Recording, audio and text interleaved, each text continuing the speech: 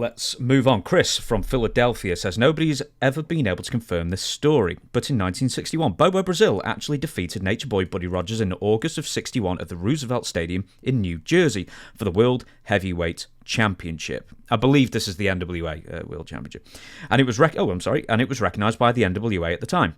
Buddy and Bobo were close friends. The problem was the promoters went bonkers, believing that, and this is what he says, believing that the white audience would never accept a black man as champion. So Bobo lost 2 weeks later to Rogers, and Vince McMahon Sr. convinced the editors of Ring and Wrestling magazine not to mention the title change in their next publishing. Have you heard of this before? Thank you.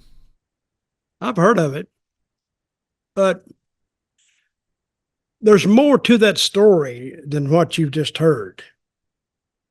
First of all, a title change has to be approved by a board. It's always been this way. So they say, okay, we're going to put the title on Bobo Brazil. Wait a minute. Bobo Brazil was a big name up north, but he meant zip down south. He meant zip in Florida. He meant zip in Georgia, in Texas, Carolinas, Tennessee. He may have meant something around the Midwest, around Ohio and Michigan. People knew him then, but they didn't know him out of the Northeast or in the middle of the country. Down south, they didn't know him. And first of all, you just don't make a change without telling people you're going to make a change. You need to be consulted so you can adjust your booking. You know, there's other territories depending on the world's heavyweight champion to draw money. And so you couldn't bring, all of a sudden you say the champion's coming in, everybody's going to be thinking they knew who the champion was. They may not have seen him, but it's going to be Buddy Rogers. And all of a sudden you have Bobo Brazil walk out of the dressing room. Hard to book that. So they raised hell, rightfully so. And I wouldn't blame it so much on everybody. They want to blame everything on racism, which I'm not going to go that strong on it, but it did exist. It still exists.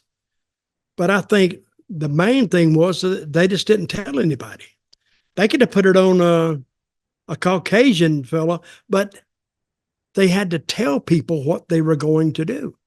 So the question you read was they would be thinking that Bobo Brazil would not go over down south because he was a black guy. Well, you know, you got a lot of black people down south too.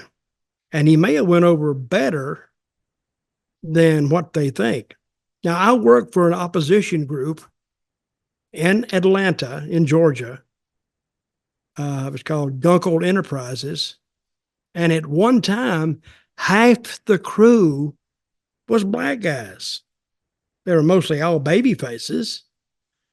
But half the crew, out of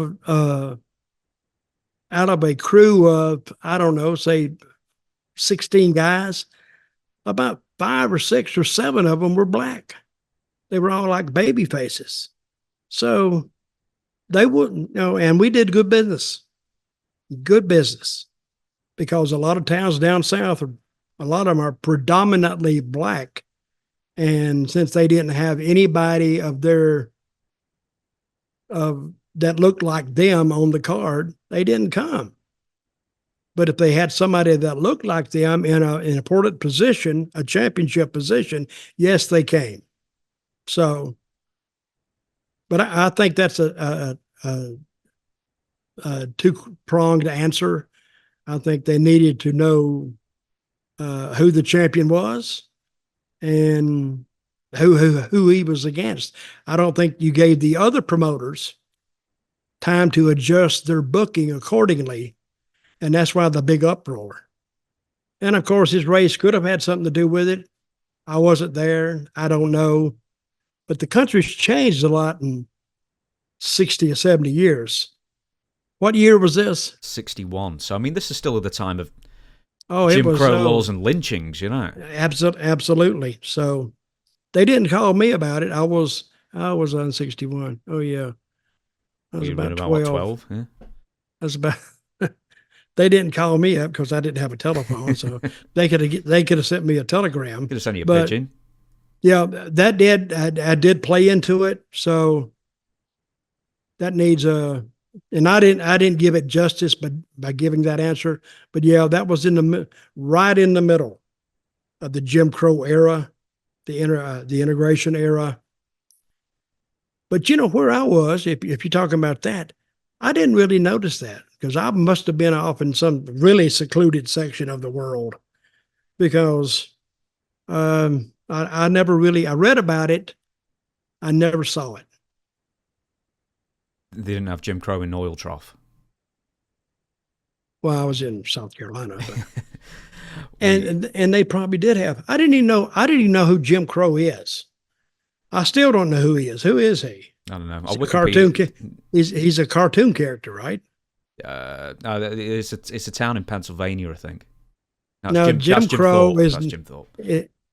is not a town in Pennsylvania. Jim Crow.